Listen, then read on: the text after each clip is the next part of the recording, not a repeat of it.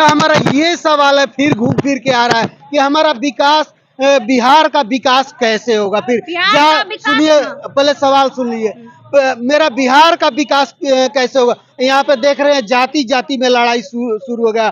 ठाकुर ठाकुर ये बहुत सारे चल रहा है ठाकुर, तो ये कैसे खत्म होगा। जातिवाद से क्या हमारी विकास हो जाएगा। देखिए, जातिवाद पहली बात अगर कोई कहता है ना सर की खत्म हो जाएगी, तो ये सबसे बड़ी भूल है और गलतफहमी है। जब आप जाति बनाने के समय नहीं सोचे थे, तो आज जब जाति जनगणना हो रहा है और जब लोग जाति को लेकर बात कर रहे हैं, तभी आप मत सोचिए। कोई इंसान अगर ये कहता है कि हम जातिवाद नहीं करते, तो उसको लेके आइए मेरे सामने में, हम 2 मिनट में साबित कर देंगे कि वो जातिवाद करता है। जब आप अपनी बेटी का ब्याह करिएगा, तो आप अपने जाति का लड़का ढूंढिएगा। जब आप अपने रिश्तेदार बनाइएगा, तो अपने जाति का आदमी ढूंढिएगा। और जब बात आएगी राजनीति की, तो आप जाति का बात नहीं करिएगा, तो कहाँ का मतलब है। आप भूल जाइए जाति पाति, कोई जात नहीं है। पूरा धर्म को लेकर चलिए, सिर्फ हिंदू धर्म है। कोई भी ब्राह्मण हो, वो बोलेगा अपने बेटा को करवाएगा डोम की लड़की से शादी, चाहे यादव ही क्यों ना हो। कोई यादव वो करवाएगा, कोई चमार जाति की बेटी से अपने बेटे का शादी करवा के दिखाए, जो ये दावा करता है कि हम जातिवाद नहीं करते हैं। हर एक इंसान में जातिवाद है और जातिवाद नहीं खत्म होगा। सर कुछ कर हाँ, एक चीज है शिक्षा। शिक्षा जिस दिन बढ़ेगी, शिक्षा का बदलाव होगा, शिक्षा आगे बढ़ेगा, लोग शिक्षा की ओर झुकेंगे, लोग शिक्षित होंगे, तो फिर समझदारी आएगी, लोग अपना अधिकार जानेंगे। असल में आपको पता है, अभी भी 70% जनता को ये नहीं पता है कि उनका मूलभूत अधिकार क्या है। आप जाइए ग्रामीण क्षेत्रों में, आप 10 लोगों को खड़ा करिए, मात्र 1 लोग आपको बता पाएगा कि हमारा मूलभूत अधिकार क्या है। तो सबसे बड़ा ताकत है शिक्षा। जिस दिन शिक्षा में बदलाव होगा, लोग शिक्षा की ओर जागृत होंगे, अपने बच्चों को लोग स्कूल में पढ़ाने में जागृत होंगे, स्कूली व्यवस्था पर ध्यान दी जाएगी, धीरे धीरे बदलाव आएगा। हमारा ये सवाल नहीं था, मेरा ये कहने का मतलब नहीं था। हमारी बेरोजगारी दूर कैसे होगी बिहार की। बहुत सारे लोग यहाँ से निकल के दिल्ली, बम्बई, महाराष्ट्र, हाँ, बेरोजगारी पर हर बार चर्चा होता है, लेकिन जब भी सरकारें बनती है, बेरोजगारी कभी खत्म नहीं होती है। क्योंकि जनसंख्या दिन दुना रात चौगुना बढ़ रहा है, आप भी जान रहे हैं। 13 करोड़ पहुंच गया है। हमारे जब आजाद हुआ था तो 56 लाख हमारा आबादी था, जो 13 करोड़ पहुंच गया है। तो आबादी दिन प्रतिदिन बढ़ती ही जा रही है। तो आबादी के साथ साथ रोजगार का सृजन हो नहीं रहा है। तो रोजगार की भी अगर हम बात करें, तो सरकार तो जिम्मेदार है ही, बिहार सरकार पूर्णतः जिम्मेदार है। और ये सिर्फ नीतीश कुमार नहीं, पिछले वो अभी से लेकर अभी तक जितनी सरकारें आई हैं, सब जिम्मेदार है। चाहे वो जेडीयू से हो, चाहे वो बीजेपी का हो, चाहे वो आरजेडी का हो, चाहे वो किसी भी सीपीआई का हो, किसी भी पार्टी की सरकार हो, हर एक सरकार इस चीज के लिए जिम्मेदार है कि बिहार में आज तक रोजगार का सृजन नहीं हो पाया। इनफैक्ट जो कुछ रोजगार थोड़ा बहुत था भी, वो भी लोग भ्रष्ट कर दिए। चीनी मिल था, खत्म हो गया। हाँ, जब तक 2000 तक झारखंड हमारे साथ था, तब तक बहुत बड़ा एक ऑप्शन था। लेकिन 2000 के बाद अगर हम बात करें, तो आप ले लीजिए 5 साल आरजेडी की सरकार रही 2005 में। 2005 में नीतीश कुमार आए बीजेपी के साथ, याद है आपको, तब भी सृजन नहीं हुआ। 2010 में फिर बीजेपी के साथ नीतीश कुमार। आज ये बीजेपी वाले कहते हैं रोजगार रोजगार। 10 साल में कहाँ थे रोजगार का बात क्यों नहीं कर रहे थे। 2005 में बीजेपी के साथ आए हैं ना, 5 साल उधर रहा आरजेडी का, 2000 से लेकर 5 तक, चलिए हम मान लेते हैं 2005। इसलिए हम ये चीज आज क्लियर कर रहे हैं कि लोगों को लगता है कि हम लालू की दलाली करते हैं, हम आरजेडीएन हैं। तो सुनिए, 2000 से 2005 तक आरजेडी की सरकार, रोजगार का कहीं कोई चर्चा नहीं। 2005 से बीजेपी और जेडीयू की सरकार, रोजगार का कहीं कोई चर्चा नहीं। 2010 में बीजेपी और जेडीयू के साथ में सरकार, उसमें भी रोजगार का कोई चर्चा नहीं। 2015 में आरजेडी और ये दोनों मिलके बनाए सरकार, फिर पलटा पलटी हो गया बीच में, उसी के बीच में 2015 से 20 के बीच में तो दोनों रहे, आधा साल ये रहे और आधा ये रहे। दोनों में से तीनों में से कोई बात नहीं की और कोई नहीं ला पाए। फिर बना 20 में, फिर वही हाल, 2 को मिलके बनाए, दोनों का महागठबंधन बीजेपी और नीतीश। मतलब पिछले 20 सालों से कोई एक पार्टी नहीं रही है कि हम एक पार्टी को जिम्मेदार ठहराएंगे। पिछले 20 सालों से तीनों पार्टियां बनाती आई है, कभी उससे जुड़ के, कभी उससे जुड़ के, कभी उससे जुड़ के। हम आपको एग्जांपल एकदम पूरा जोड़ के बता दिए।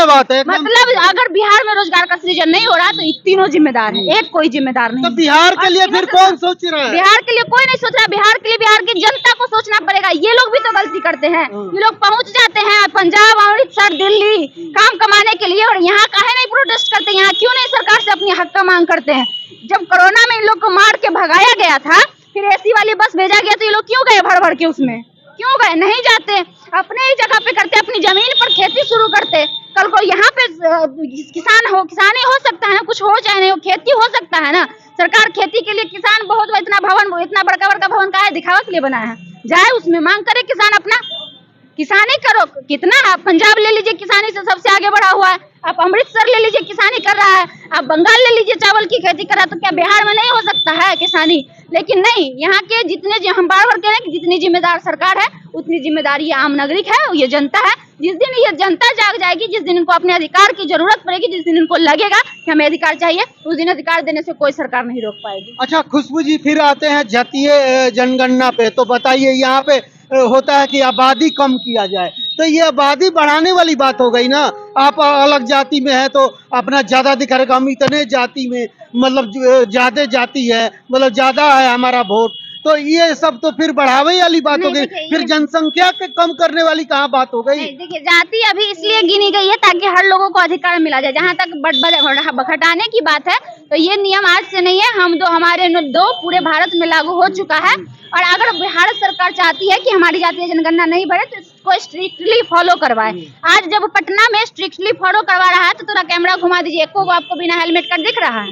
नहीं ना दिख रहा है। अगर सरकार चाह रही है तो पॉसिबल हुआ ना। तो उसी तरह से जो भी कानून आता है, जो भी नियम आता है, अगर सरकार जिस दिन चाहेगा कि हमारा जनगणना मतलब ये ज्यादा नहीं बढ़े, ज्यादा औसत में नहीं बढ़े, तो वो जिस भी किसी नियम को लाता है उस पर अगर वो अच्छे से कार्रवाई करेगा, उस नियम को फॉलो करवाएगा, लोगों को सबसे बड़ी बात है शिक्षा। हम बार बार आ रहे हैं घूम फिर के उसी सब जगह पे कि जिस दिन लोग खुद शिक्षित हो जाएंगे ना, वो खुद नहीं करेंगे ऐसा। वो खुद चाहेंगे कि हमारे कम बच्चे रहेंगे, उनको अच्छी से अच्छी शिक्षा मिलेगी, उनका भरण पोषण अच्छा होगा।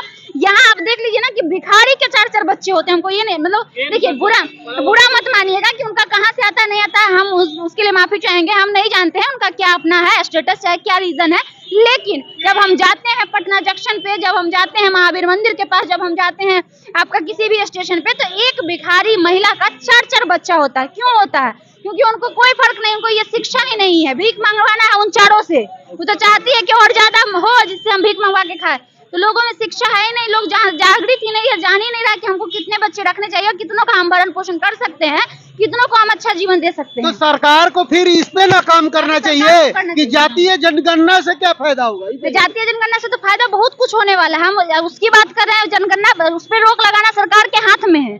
अगर आप चाइना कंट्रोल कर लिया ना, नहीं किया, आज चाइना जो पीछे था हमसे, आगे था हमसे पीछे हो गया, हम पहले नंबर पे आ गए। तो जब चाइना सरकार कर सकती है कंट्रोल, तो क्या भारत सरकार नहीं कर सकती है? आप करें, हम लोग इस बात के लिए हम डिनाई नहीं कर रहे हैं कि भारत सरकार ना करे, हम भी साथ देंगे इस चीज में कि भारत सरकार जिस दिन इस नियम पे पूरा जोर लगाएगी, हम भी उसके साथ जोर लगाने के लिए तैयार हैं। हम भी लोगों को जागृत करेंगे। हम भी आज आप इस चीज के लिए इंटरव्यू ले रहे हैं, कल आप हमसे उस चीज पे लीजिएगा, तभी हम दर्शकों को बोलेंगे कि नहीं, कि आप उतने ही बच्चे रखिए जितने को आप भरण पोषण अच्छे से दे सकते हैं, जिसका आप परवरिश अच्छे से कर सकते हैं। हम इस बात के हमेशा साथ देंगे, इस बात का हमेशा हम साथ देंगे।